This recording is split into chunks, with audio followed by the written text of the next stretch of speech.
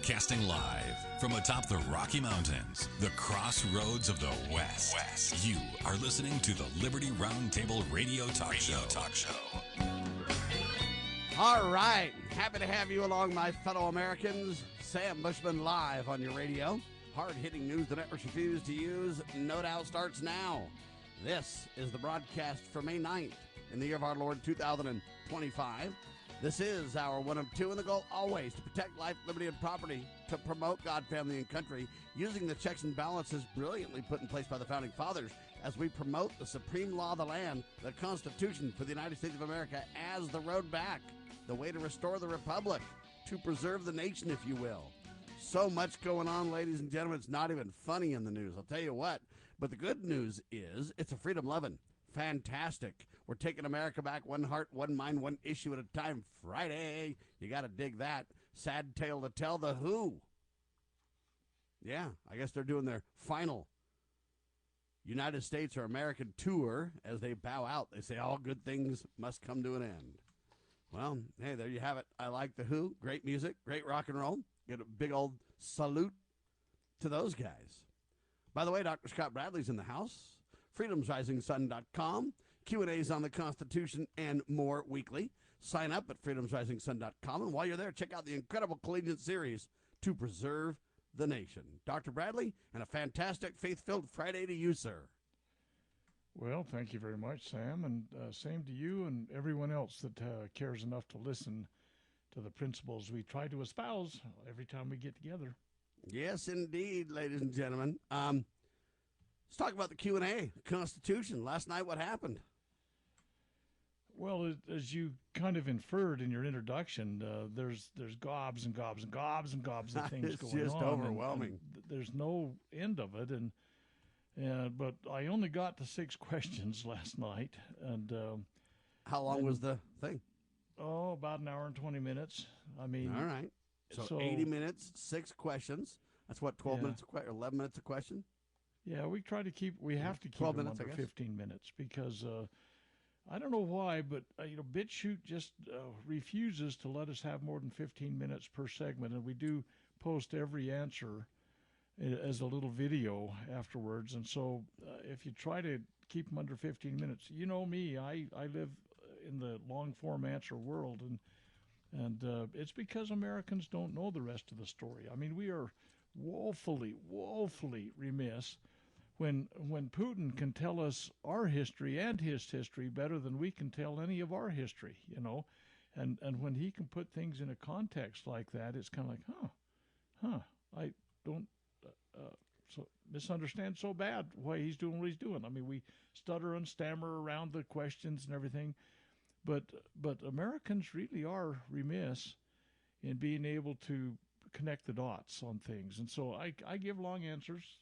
You've been around me long enough to know that. And so anyway, I set a timer every time a question comes up. I set the timer, and when it goes off, I have to shut the question down so we can get it into their format. Yeah, it is very hard to create content that is short, to the point, clear, because it's almost impossible to cover the subjects. And that's kind of part of the problem I see in America, is that our attention span has become so short to where it's very difficult to explain the backstory, to give anybody some real context for discussions, to really flesh out historical relevance, et cetera. I mean, it's really tough in modern society to do so. I started out doing my short form videos, and I said, okay, they're all going to be under 5 minutes. Then over time, I said, okay, they've all got to be under 4 minutes. And now I'm to the point where they're saying, hey, you got to have them just under 3 minutes for them to go as viral as they could go. And they won't go viral if they're longer. There's a big, I don't know what you want to say, drop-off in terms of if you have videos over 3 minutes long. Hey, the drop-off is tremendous. It's crazy.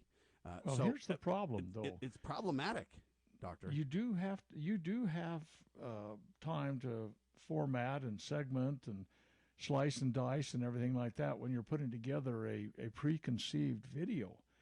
But if you're kind of operating by the seat of your pants, on the fly, it's live, in other words. You don't have that live on opportunity. The air. Right. But that's what I mean is that, and that's why a lot of people are going away from live, longer form content, because people tune it out, and you can't deliver live that kind of a short, succinct because you got to think about what you want to say. You've got to almost write it down. Even if you don't write it down to read it word for word, it's still bullet pointed to the point where, hey, it's difficult to really relay and just deliver complicated topics, right? I mean, that's kind of the problem. Let's just take a quick example here. What were the 6 questions? Let's do this for an instant. Well, okay, the Great Britain tariff agreement was the first issue, and all right, that's a big issue. Then they got So here's what I want you to do now. In less than 2 minutes, oh, Sam, see what I mean? Sam, let's not take this down that road. You know I can't do this. Yeah, you can. I'm going to be an abject failure in front of everybody. No, you're not, because you've had a chance to already give the live 15-minute version. You've had a chance to kind of ponder it or whatever. Headline says, Trump announces major new trade deal with the UK. He expressed pride in having the first country being the UK, and he said this is just the beginning of an incredible bunch of negotiations with all countries to follow. Observers are keen to see how this deal might set a precedent for future deals with other countries. So what do you say, Doctor? Well, absolutely. Here's the deal. When on April 2nd, when he announced the new tariff program, everybody went ballistic. The markets tanked. Well, they didn't tank, but they took a dive. And everybody's predicting a total wipeout on this thing. Well, yeah, I know, but hold on. Let me stop you. When you say everybody, that's only the liberal whacked-out press. Right. It's the ones that have the voices. We're not saying the sky is falling on this broadcast. We're saying, yes, the tariffs could be problematic, especially when the president goes off without Congress and violates checks and balances. Other than that, though, we're saying tariffs are a good thing. The sooner you abolish the internal IRS and rely on tariffs, the better off we are. So, see, we're praising a lot of it, but we're bringing constitutional reality, checks and balances to the table, and we're bringing some common sense to the table, Doctor. Hey, you just took up my whole 2 minutes, man. You're right. But that's the issue is there was a meeting of the minds. People are beating a path to the White House. People are actually coming here. They want to, Muhammad goes to the mountain or whatever. I don't know how they say it. But at any rate, the UK, they broke off with their Brexit thing. Everybody said they're going to go down the toilet because they're broken off from the pack of the European Union, that United Nations category of regional government. Anyway, they came here and they found, hey, wait a minute, this didn't turn out all so bad. And we could go into the details a little bit about what they found. And it would have been better if you didn't have destroyers in the pot all the time, too. Well, here's the deal, though. I think it broke the ice. I think a lot of people are saying, hey, wait a minute, I can go do this. And I think that what happens as it unfolds, we're going to find that that this thing is not quite as the naysayers predicted, and there's going to be some deals cut. Trump is the deal cutter.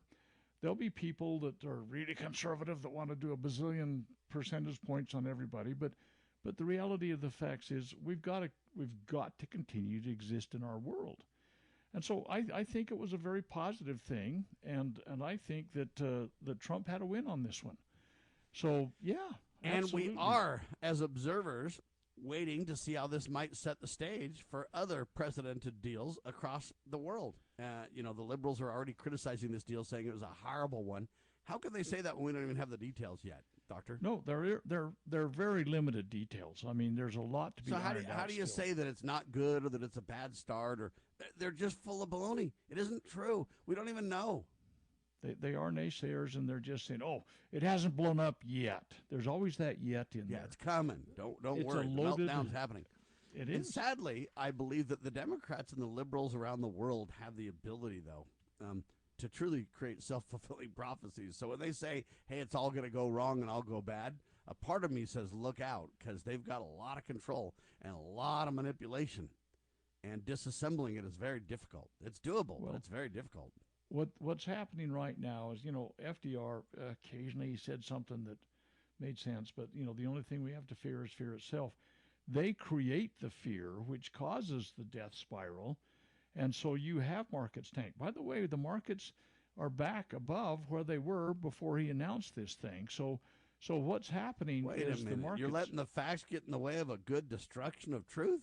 Doctor? Yeah, Come but on but now. the fact of the matter is, when something comes out and is positive, oh, more jobs this quarter or whatever, it's like, well, Trump's disaster hasn't hit yet. Yeah, that was just a holdover of the incredible job Joe did. See? Yeah. Anyway, yeah, for sure. So that's kind of where we're going, is that the lame brain, mainstream, legacy, whatever you want to call it, traditional media is really feeding a frenzy. Amen to that. Despair. But Trump finished with a fantastic quote. I'll tell you after the pause, and then we'll get Dr. Bradley's response to it. I'm just telling you, it's a great quote, but I don't completely agree with it. I'll explain why in seconds. One and only Liberty Roundtable Live. Cybercrime is exploding. Take Sarah from Sweet Delights, whose world crumbled after having to close with not being able to bounce back. Small businesses are prime targets, but the right strategies can keep yours safe. Jay Hill, CEO of Network Providers, has co-authored The Cyber Playbook Simplifies Cybersecurity for Business Owners with Strategies to avoid costly breaches and fines. Build a strong cyber attack response. Secure your business with key protections. Cyber threats aren't slowing down, but you can stay ahead. Protect your business. Ensure its security for tomorrow. Get the Cyber Playbook today at networkprovidersinc.com/cyber-playbook or call 385-446-5500 now.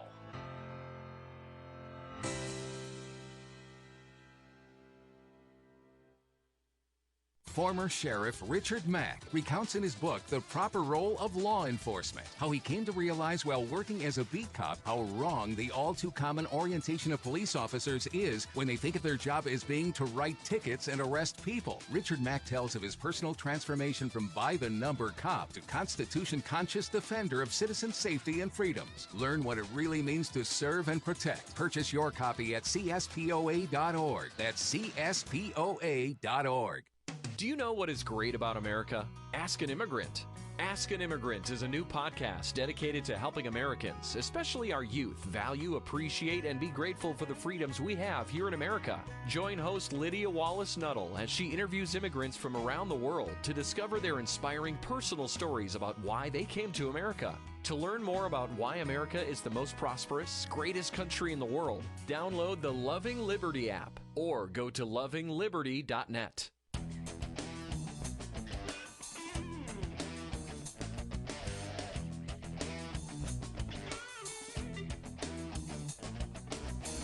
All right, Sam Bushman, Dr. Scott Bradley, freedomsrisingsun.com on your radio. So Trump announces major new trade deal with the UK, says the details will be coming out over the next several weeks. Many of us, as observers, are keen to see how this deal might set a precedent for future discussions and details with other nations. But here's the interesting statement that Donald Trump made at the end of it, and I understand the point, but I kind of disagree. Here it is. They want a piece of our market, he stated. I agree with that. But then he says, we don't want a piece of their market. We don't care about their market. Anyway, then it talks about the trade policy, that it's America first and everything else.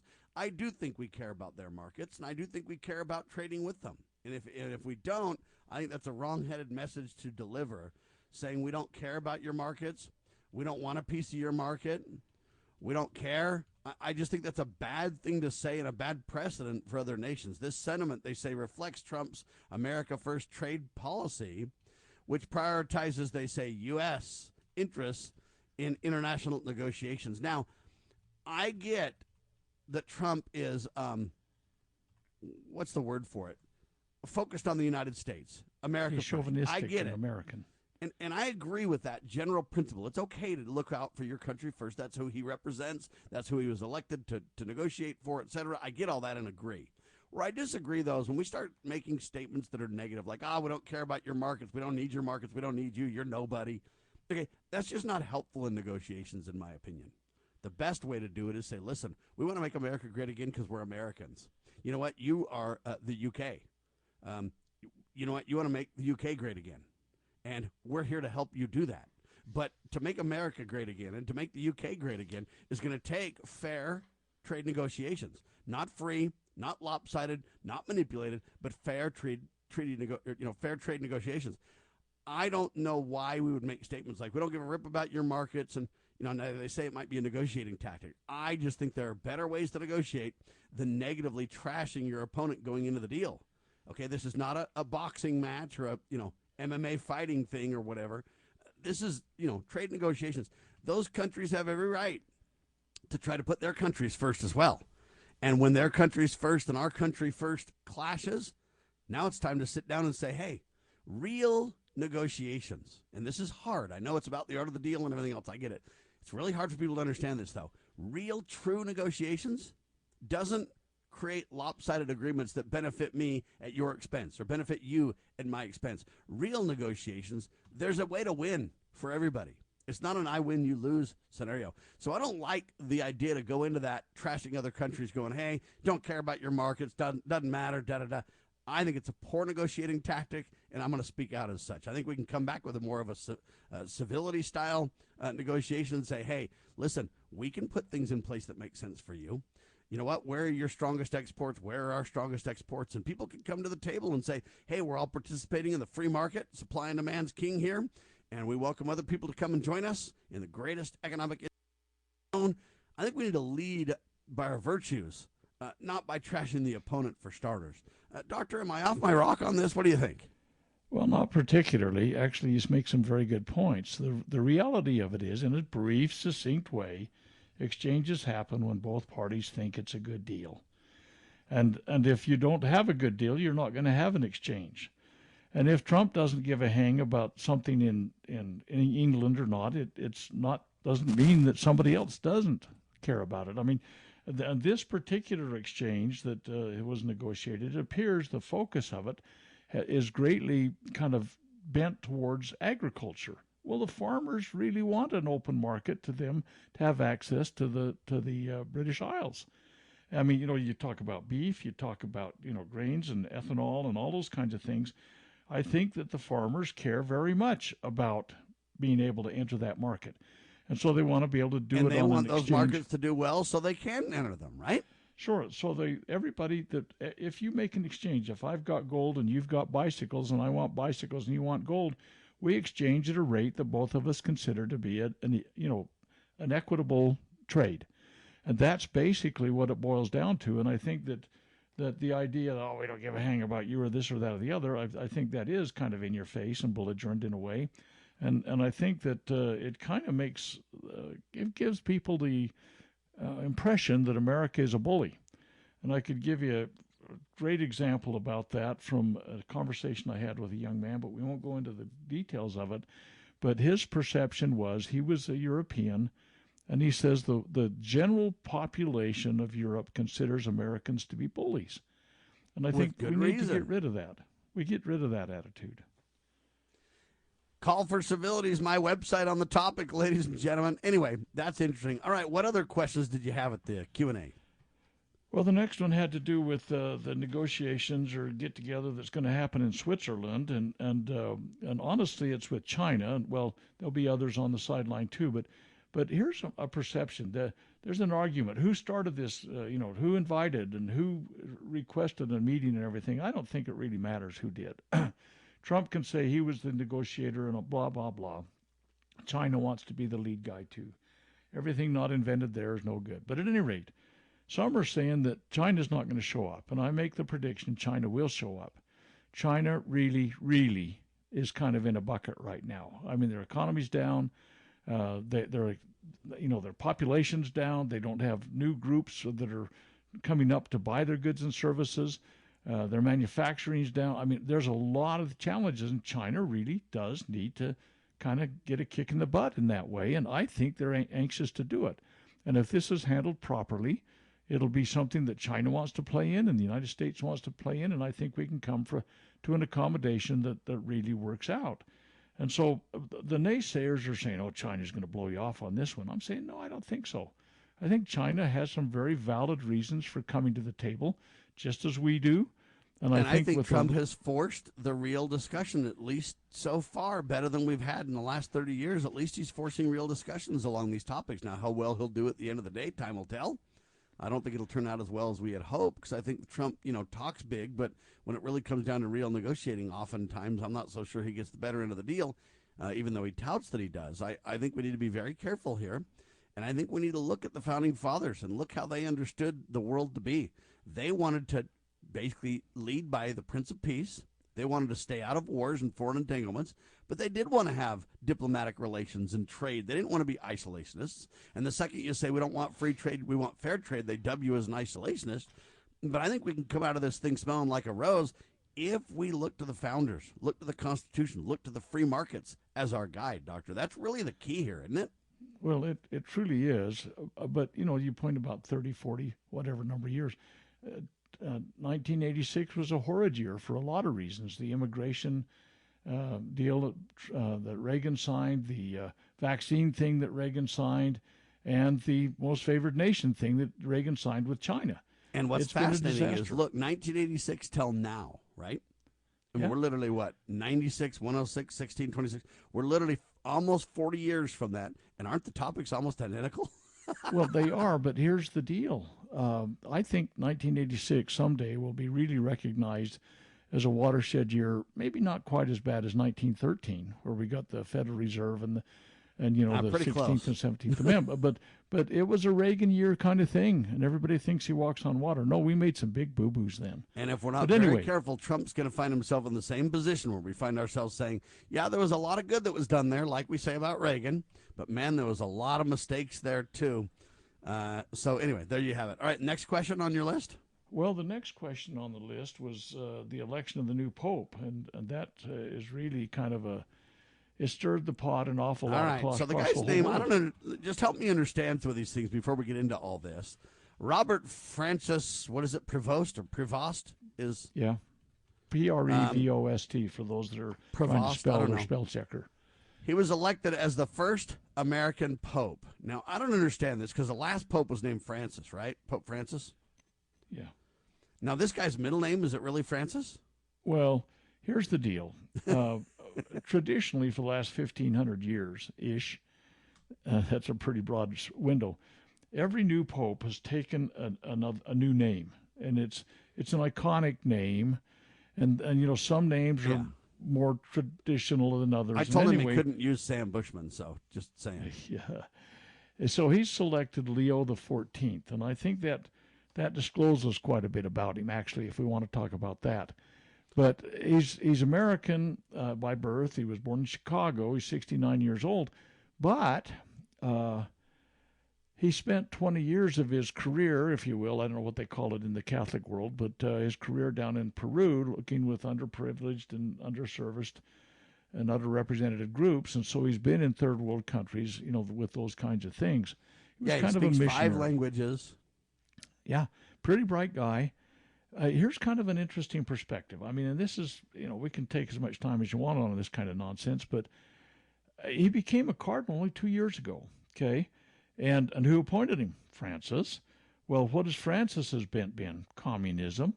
And then this guy, this Cardinal Robert Prevost, became the vetter of other selected or promoted cardinals. So during the last couple of years, he has been the guy telling the Pope, pick this guy. Well, the Pope picked 80 of the voters. He needed 89 to become Pope. He picked 80 of them. So it was kind of, the deck was stacked, and I kind of suspect... It's kind of how we elected Joe Biden in 2020 a little bit, people. Not exactly, but it's kind of like that. We're going to do some Mike Johnson arm twisting and put up the Christian face at the same time. We're going to... Anyway, there you have it. We don't mean to attack the Pope, ladies and gentlemen. The question is what are his ideals? Does he stand for freedom and liberty? Does he stand for, God's law on principles, or does he cave? Those are the real questions we have, because to us, it's all about God, family, and country, right? Hang tight. You're listening to Dr. Scott Bradley, freedomsrisingsun.com, on lovingliberty.net, and your favorite talk station.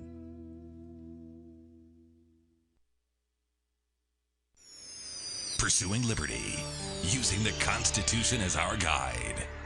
You're listening to Liberty News Radio. Breaking news this hour at townhall.com. I'm Bob Agnew in Washington. A big weekend in store for President Trump's ongoing tariff battle with China. High-level U.S. delegation set to meet with their Chinese counterparts, as Greg Cluxton reports. President Trump is sounding upbeat about the upcoming talks in Switzerland. I think we're going to have a good weekend with China. I think they have a lot to gain. And he believes the discussions can be a win-win. I think it's going to be very good for both countries. The president has imposed a 145% tariff on China, leading to a trade confrontation between the world's two largest economies. Greg Clugston, the White House. Secretary of State Marco Rubio quick to extend congratulations to the first American Pope, Leo XIV. This is a moment of profound significance for the Catholic Church, offering renewed hope and continuity amid the 2025 Jubilee year to over 1 billion faithful worldwide. The State Department spokeswoman Tammy Bruce speaking on behalf of Secretary of State Marco Rubio. President Trump says the U.S. is in the market for new air traffic control systems. This system is so incredible what they can do. And the president is seeking upgrades after a number of air traffic-related accidents this year. Transgender troops now being moved out of the military after a Supreme Court decision this week. The Pentagon will immediately begin moving as many as 1,000 openly identifying transgender service members out of the military and give others 30 days to self-identify. The Defense Department will begin going through medical records to identify others who have not come forward. Those whose medical records show that they have been diagnosed with gender dysphoria, who show symptoms or are being treated, will then be involuntarily forced out of the service. The new rule only allows for a very few limited exceptions on a case-by-case basis. I'm Lisa Dwyer. More at townhall.com. Financing a home, especially in today's market, is one of the biggest decisions you'll make for your family. Work with a mortgage company that puts you first. I do. Work with a lender founded on biblical principles like do unto others as you'd have them do unto you. I do. It's Mike Gallagher for the only mortgage company I've used for almost a decade now when financing or refinancing Fellowship Home Loans. I'm friends with the owners, Mike and Brian. I even have them on my show occasionally. I know the care their team puts into every single customer. I can personally tell you that it's a smooth, stress-free process. And that's due to Fellowship's level of service and expertise that puts you in the right loan for your family and your goals. There's a reason Fellowship Home Loans is flooded with 5-star reviews. Whether purchasing a home or a cash-out refi to consolidate some higher interest debt, you can trust Fellowship Home Loans. Start the process. Make the call. 800-510-MIKE, 800-510-MIKE, 800-510-6453. Fellowship Home Loans, mortgage lending by the book. Nationwide Mortgage Bankers, Equal Housing Lender, NMLS number 819382. In the medical field, IT security is crucial. Our highly skilled consultants are HIPAA certified and have 20-plus years of experience servicing medical clinics, billing, and supply companies. We offer comprehensive endpoint protection, guarding your computers and servers against all stages of threats. And with our 24/7 monitoring services, you'll never worry about extensive downtime again. Ready to level up your IT support? Call 801-706-6980 today and discover how great IT services can be with managed IT services. Experience the untamed spirit of the American West with Range Magazine. Each issue is a visual journey featuring award-winning photography and compelling stories that capture the heart of ranching and rural life. Stay informed on the challenges and triumphs of those who live and work on the land. Subscribe today and receive quarterly editions delivered to your doorstep, and join a community that cherishes the enduring legacy of the Western frontier. Visit rangemagazine.com to subscribe. Abby Johnson was once director of a Planned Parenthood clinic in Bryan, Texas. After a moral crisis, she quit, and now she campaigns against what she once endorsed. They implement abortion quotas in all of their clinics. What do you mean quotas? You have to perform a certain number of abortions every month. One of the reasons that I left... Are they explicit about that? Yes. It's in your budget, right there on the line item. One of the reasons I left Planned Parenthood was because in a budget meeting I was told to double that abortion quota. And for me, as someone who had spoken to the media and had said, you know, we're about reducing the number of abortions, we're about, you know, prevention, all of these other services, I was shocked to hear since that. you actually worked at a Planned Parenthood, give us some sense of the relative number of abortions. Okay, abortions, Planned Parenthood provides over 330,000 abortions a year. They are the largest single abortion provider in our country.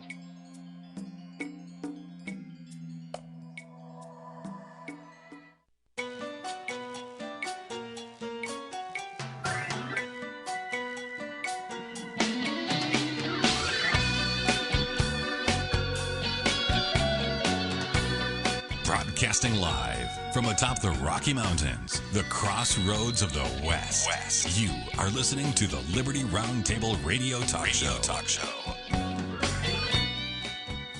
All right, back with you live. So we're talking about this new pope here, and we don't mean to down anyone, but we are concerned about what his focus is, his agenda, his belief system. You know, is he a solid Catholic and believe in the conservative doctrine of the Catholics, or is he, whatever? And I find this fascinating because his middle name is Francis, Robert Francis Prevost or Prevost. Why, if your middle name was Francis, would you become Leo the 14th or whatever? It's just kind of interesting to me. But this Francis guy kind of rigged the deck before he passed away to kind of help this guy become the Pope. Everybody's all excited because it's the American Pope ever. America first, right, Dr. Bradley? Yeah. There's a lot of that ethnocentristic thought about this, but he is supposed to be the Pope over the entire world of the Catholic kind of viewpoint. So I think he's going to try to be a unifier. I think he wants to be the Pope for everybody. I mean, everybody, every Christian. I think there'll be some I don't know, where there's a blending of religious beliefs from, the traditional Catholic to the, the Eastern Orthodox that's where they'll start, and they'll try and spread it.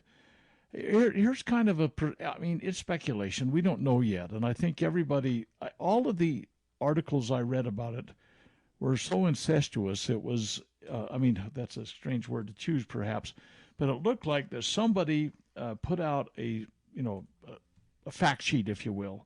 Somebody did. There was a central organizing, unified something that came out. It went all over, and everybody and their dog from coast to coast and sea to shining sea and across the world is writing articles based upon the same scam sheet, okay?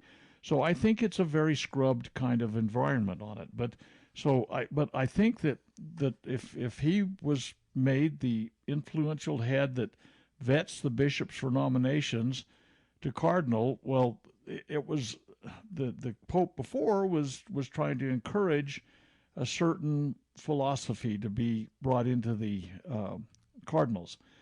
And there were 133 cardinals that met. They needed 2/3 majority, so 89 needed to vote for him. They got him, I think, on the second ballot. I think it was really a pretty cut and dried kind of thing. There was a formality of one ballot, so everybody got to be heard a little bit. And then they said, okay, this is really how it's going to be. I mean, I'm being really very kind of pragmatic about this. But at any rate, on the second ballot, they got him. So he got his 2/3 plus majority. And so I think the deck was kind of stacked.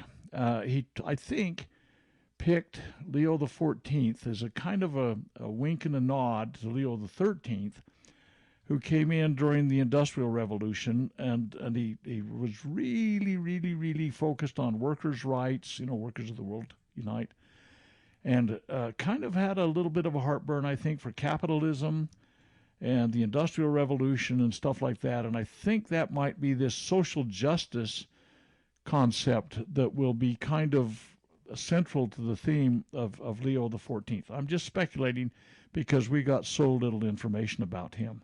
But honestly, I watched. And they say that he comes from Republican circles, but they say super moderate Republican. So yeah, super moderate Republican. What does that mean? A communist? I don't know. But the fact of the matter is, and so Kurt Crosby always asks, "What is a Republican?" Because in that sense, that is the point.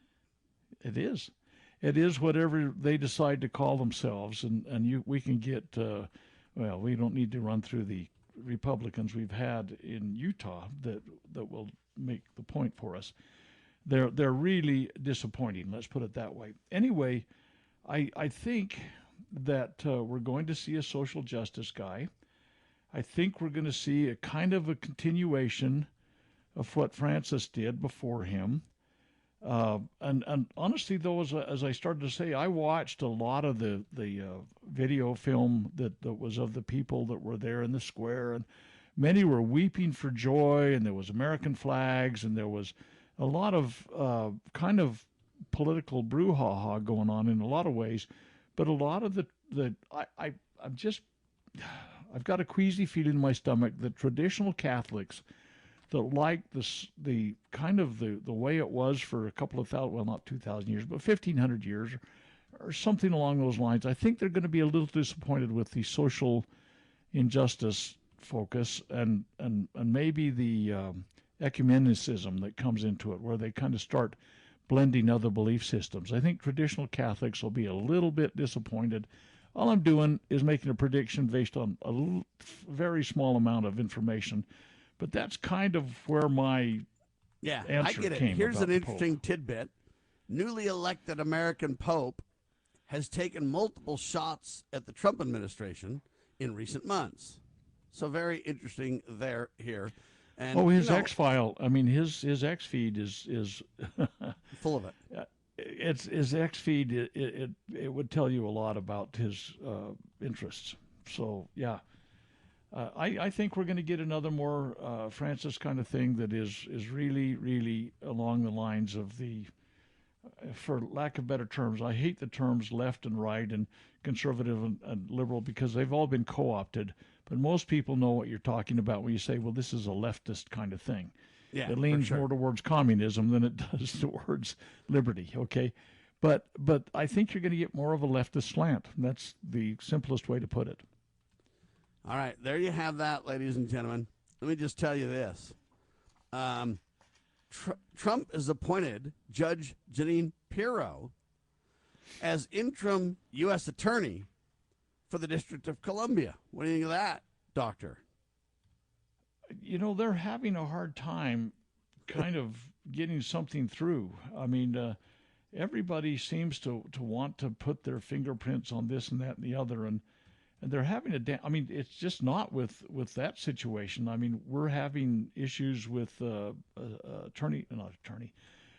Surgeon General.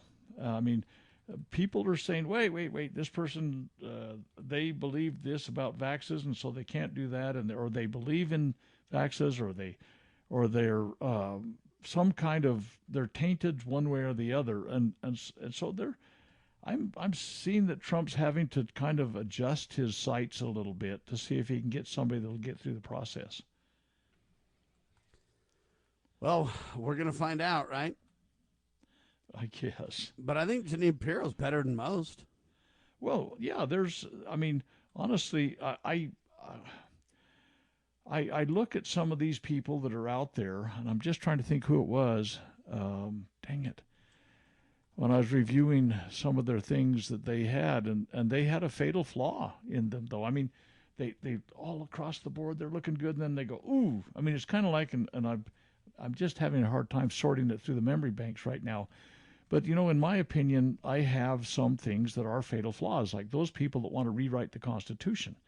If that's in their DNA, I would never trust them to cross the road alone. I mean, I don't think their spouse can trust them. I mean, that's how bad I feel about it. So sometimes you do come up with something somewhere that somebody had and in their history, and you go, holy cow, how did that happen? I guess I can't support this guy. So I haven't looked at this person you're talking about right now. Anyway, Jeanine Pirro's a well-known TV host and stuff like that. She goes on rants and stuff like, you know, she does a pretty good job for the most part. I don't think she's perfect, but when I think about how whacked out D.C. is, I think maybe Jeanine can bring some common sense to the table at least. So time will kind of tell how that goes. There's also retired Supreme Court Justice David, what is his name, David Souter or whatever. Why would they pick I guess him? he's died. Oh, okay. Yeah, I thought he was on his last legs. No, he's a retired. Well, he was. He's now dead, sir. Yeah. Anyway, so retired Supreme Court Justice David Souter has passed away. He was 85 years old, so he's out. And he was never conservative or never go along with anything that I would believe in, Doctor. It's pretty rare that you find these people that are soundly founded, you know, on a broad spectrum of things. And certainly he was one of those that was, in my opinion, really a kind of a thorn in the side of liberty and proper government. Yeah. All right. On the heels of that, speaking of, you know, say a moral pope or somebody that stands with traditional God-ordained values and, you know, this kind of stuff, I guess there's a rep. He's a representative of Tennessee. His name is Tim Burchett, I think is how you say it.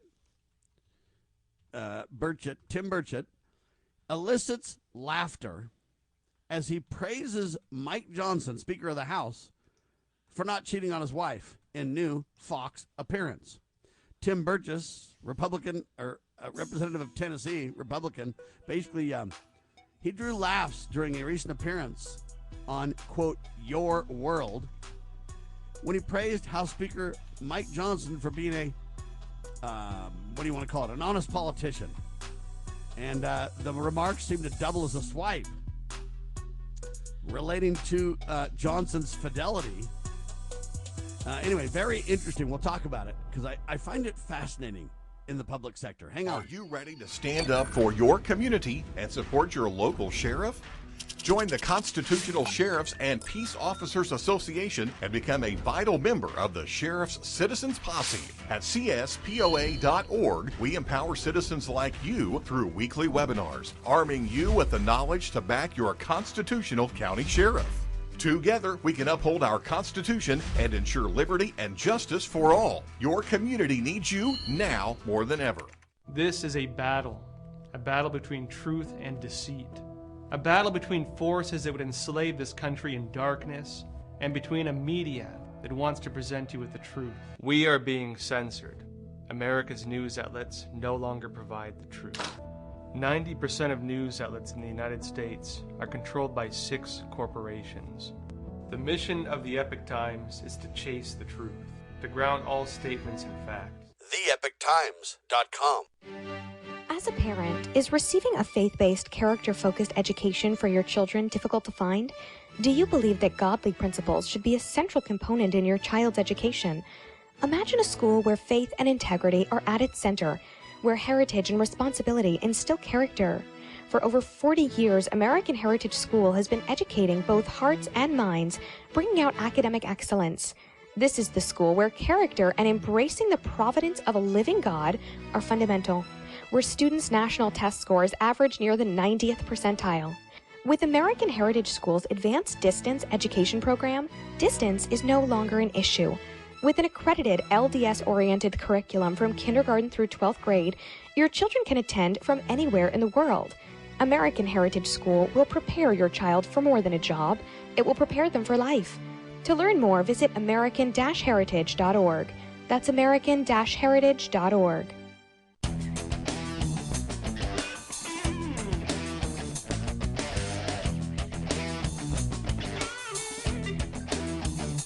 Live on your radio, ladies and gentlemen. So we're talking about this Tim Burchett guy. He's a representative, a Republican from Tennessee. He raised eyebrows and drew laughs during a recent appearance on Your World on Fox when he praised Mike Johnson for being an honest politician. Burchett's remarks seemed to double as a swipe against unnamed colleagues, emphasizing Johnson's integrity and what they call martial fidelity.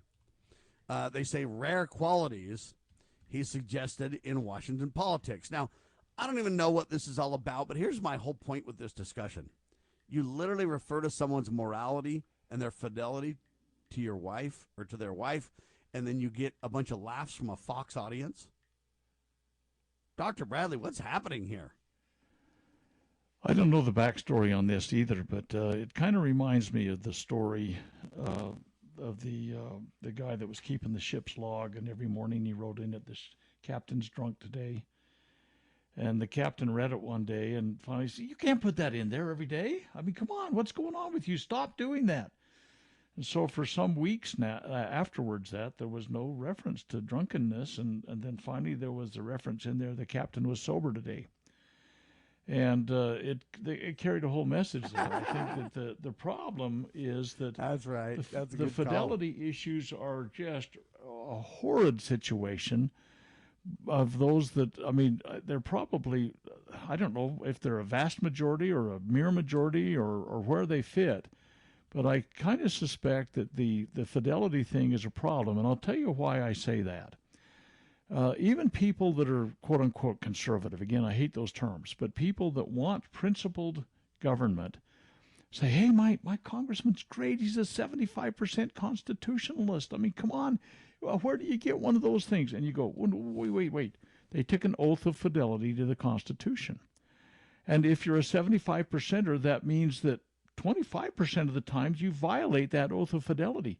And if you're talking about a marriage and you have 4 weeks every month, and one of those weeks you're unfaithful to your wife, but you're faithful the other 3 weeks, that's not a great, scorecard, okay?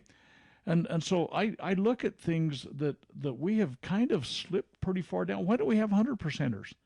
Why don't we have 100% of the people that are representing us held to that sacred oath that they take before God to hold the Constitution sacred and keep their actions within those bounds? Okay, if you won't do it with that, will you do it with your wife? Will your wife be able to truly, unequivocally trust you to keep their oath of fidelity? And so I see there's some messages in here, and I don't know if he's inferring that some individual... and I don't know if he meant well by the statements, but the audience laughed, or if he meant to take a swipe at somebody and get a laugh. But all I know, though, is when you talk about, and Mike Johnson's far from perfect. I don't think he's a constitutional conservative. I don't think he's keeping his oath to the Constitution. That's my humble opinion. But he is a Christian, and he has made, being faithful to his wife at least a top priority publicly, and I pray that's true in his own personal life, and it's true everywhere, because I commend him for it. And it's not a laughable matter in America when we say, hey, he does these things, he's got fidelity to his wife, and he's an honest politician. That's a rarity these days. I agree with that fact, but I guess to me it's not a laughing matter. It should be held up as an example to say, hey, when people are faithful to their spouses, when people are honest in all their dealings, hey, that's a good thing that ought to be celebrated. And I pray the Pope, and I pray Mike Johnson, I pray this guy, and I pray all the folks over at Fox and all these people. I hope they have, fidelity and respect for the things of God, for the things of family, for the things of country. And that would be my prayer. And I bring it up because it's just interesting. Why would a Fox group laugh at that? Like, it's funny, to be honest. It's funny to be faithful. I don't find it funny at all, Dr. Bradley. Well, it's maybe so rare that they actually find it, that someone would comment on it. Come on, you got to be kidding. Now, this Burkett guy is kind of, to use the vernacular of the day, a smartass. I mean, he makes light of almost everything. He says he doesn't care about the humorous side and what people say about him. He cares about his job. And I kind of get that in a way. He kind of tries to bring a light moment to things, and he kind of tries to be inoffensive, I think, to vent about the Hill dynamics and all that kind of stuff. I don't know that for sure because I don't know the backstory on this. But I pray with you that fidelity to both their oath to the Constitution and to their spouse and to everything that's of great worth eternally, it becomes more central to, some of the guys that have been in Congress and people that even are quote-unquote conservative have been notoriously unfaithful to their spouses. No question. Including Elon Musk. Elon Musk just went to court, and he basically said, hey, this isn't my baby. The girl said, yes, it is. And then she said, why don't we just have a DNA test? And the court said, fine, do one. And 99.99, it's his baby. And then the fixer, Jared, whatever, I can't remember how to say his last name. Anyway, Jared is the fixer for Elon Musk. And he just basically says, hey, it doesn't go well when you try to take us to court and stuff like this. And anyway, all I'm telling you is when you look at that whole thing, you go, man, something's wrong with that fixer for Elon Musk to go against these women and not take care of his many, many children. The guy's a Mormon, doctor. The guy's a member of the Church of Jesus Christ of Latter-day Saints, and he's the big fixer, just shutting down women left and right who Elon Musk has, fornicated with, right? Well, here's the problem. So many people compartmentalize their lives to the point that they're... You can't do that. No, I agree with you, Sam, but I'm telling you, to most people, belief systems are compartmentalized and have no value to anybody, tragically today, and that's the problem. The sooner we jettison that deception, the better off we are.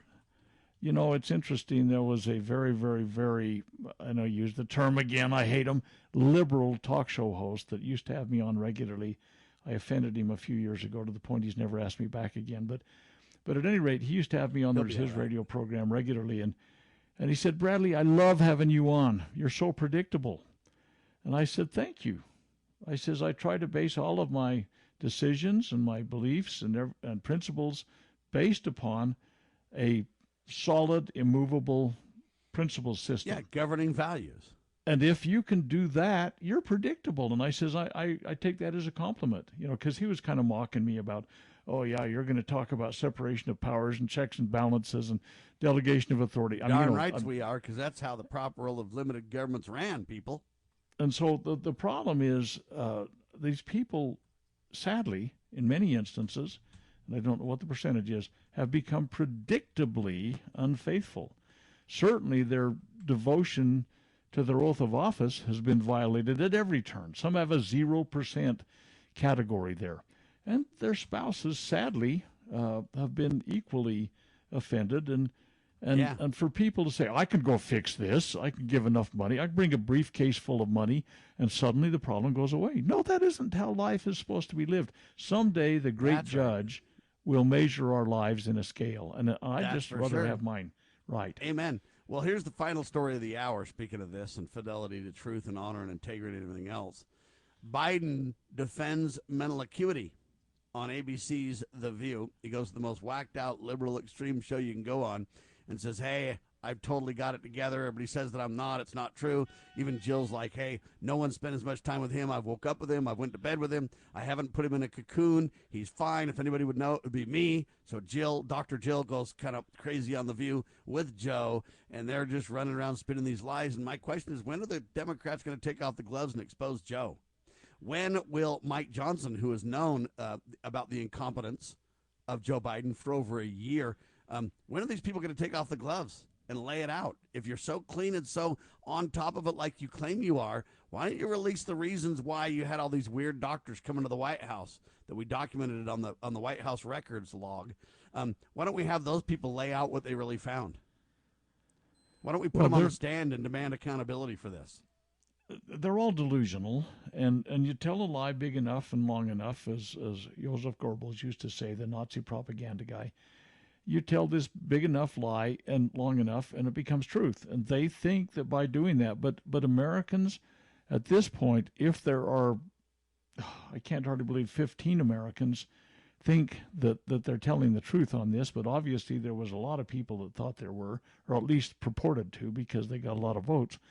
But if you stop and talk to the man or woman on the street and say, is Joe Biden cogent? Does he have, traction when he does his mental agility stuff?